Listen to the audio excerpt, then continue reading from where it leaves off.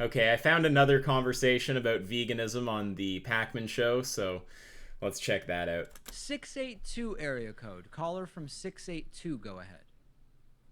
Hey, Dave, this is Colby in Austin, Texas. Hey, how's it going in Austin these days? Pretty good. Things have been really good. Good. I was just calling to ask, does Vegan Pat ever give you any of his like vegan propaganda? Not really. Pat has not really tried to indoctrinate me into veganism too much. He does. The one thing he has done is allude. He likes to use the term excretions and secretions. I think sometimes to ask me if I'm like bothered by eating or Yeah. drinking the secretions of animals, and Like, I'm like, no, I'm not. I right, love it. I like calling eggs chicken right. eggs, for example, menstruations. Yeah, That's a the good one too. menstruations. No, he hasn't really tried. Now, I'm not sure if he's just saying he's not bothered by it, like he doesn't find it gross or something like this, or he's not bothered by the moral implications of it. If you're not bothered by the moral implications of it, which is, you know, a holocaust, right, where we're just massacring billions of cows and perpetually raping them, stealing their babies, etc. I mean, if that doesn't bother you, then I have a whole range of questions for you, but I'm going to be charitable and assume you're just saying you're not bothered by the actual, texture or flavor of, milk or eggs or something. To do vegan propaganda on me.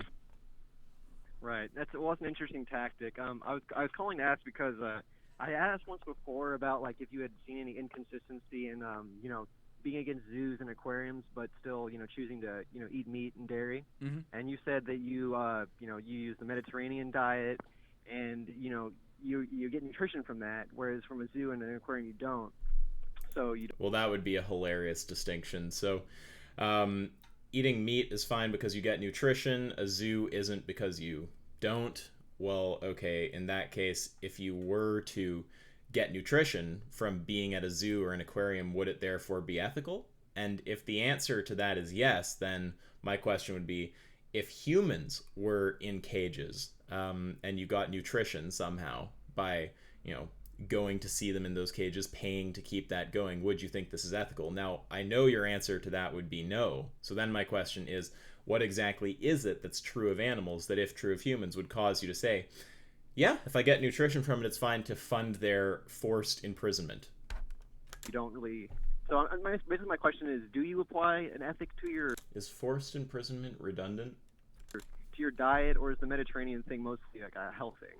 No, listen, I've read a lot about animal rights, and it's not like a big topic for me on the show, but there's actually a legitimate sort of framework for animal rights called the sliding scale framework, which much like I am in most areas of life, I think most things are a gray area. And I find that a lot of vegan activism is very focused on sort of like black white type arguments, such as any sentient animal is exactly the same, and very quickly A lot of vegan activism is focused on saying that any sentient animal is exactly the same. Yeah, I'm going to say citation needed on that one.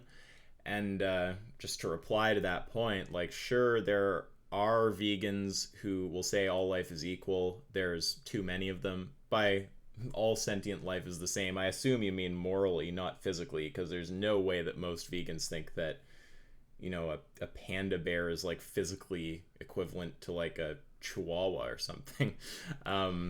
But yeah, all sentient life is morally equal. I mean, that's just going to have insane implications. So if you are forced to kill one of the following two beings, would you flip a coin? A baby and a lobster? I mean, I'm not flipping a coin. I'm going to murder the lobster.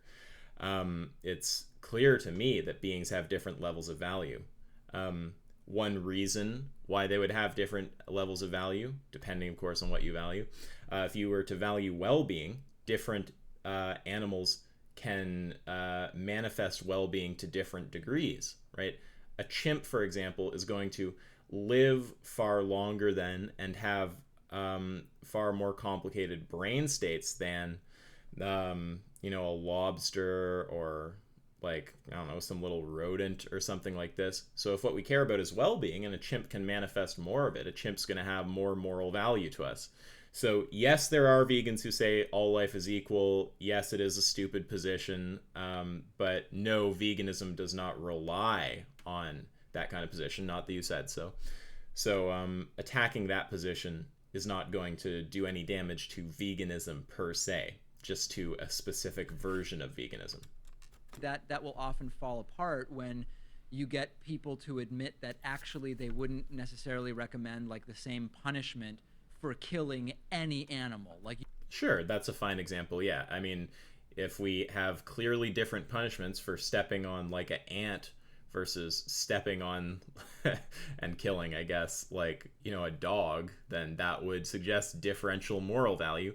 Or you can ask the question I asked, if you have to kill either a lobster or, I don't know, a human baby, are you just going to flip a coin?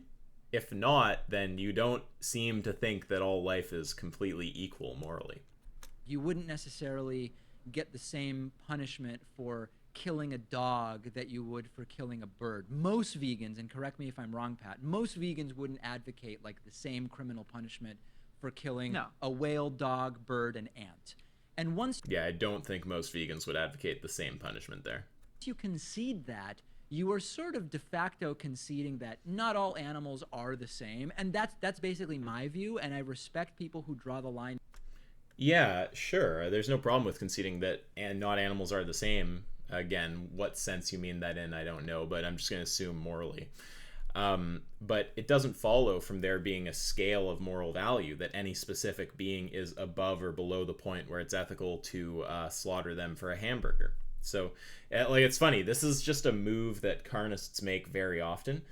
Once they get the vegan to acknowledge that there is a scale of life value, they jump to the next step and assume, well, if there's a scale, then it's going to be justified to kill beings that are lower on the scale.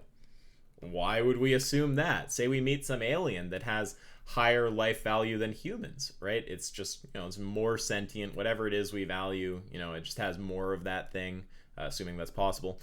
Now, if such a being existed, would we say it's fine to just murder humans? No, we might say that being matters more. If you have to kill a human or that being, you should kill the human. But is it fine to just murder a human for a hamburger?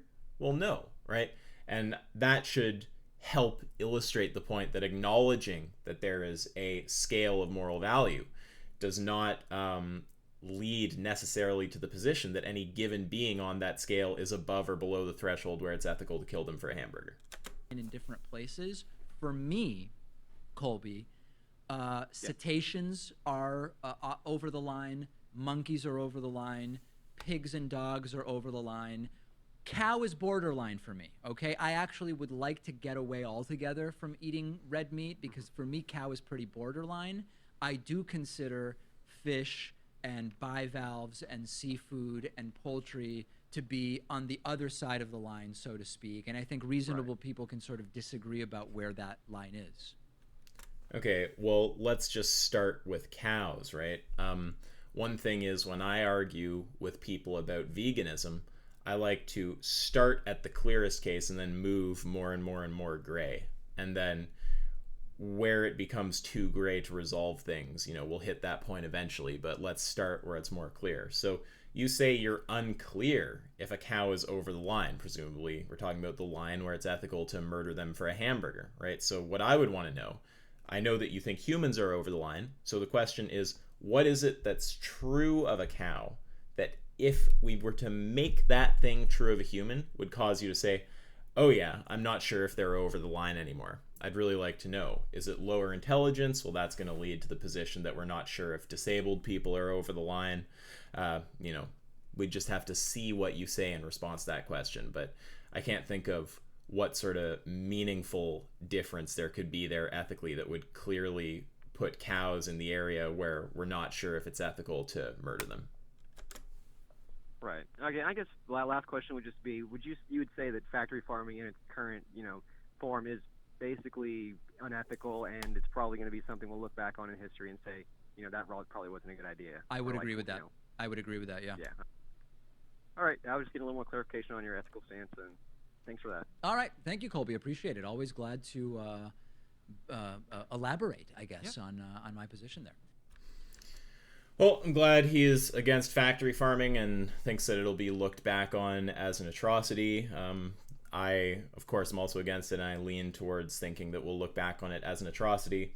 So, summing up, I think that Pakman seems to have some moral concern, but he's dropping some pretty standard sort of like, I don't know, lame carnist arguments. Oh, there's a sliding scale, and now that you've acknowledged a scale, it's going to be really easy for me to say, oh, a given being is below the line, or we're not sure if it's above or below the line, like a cow or a chicken or whatever.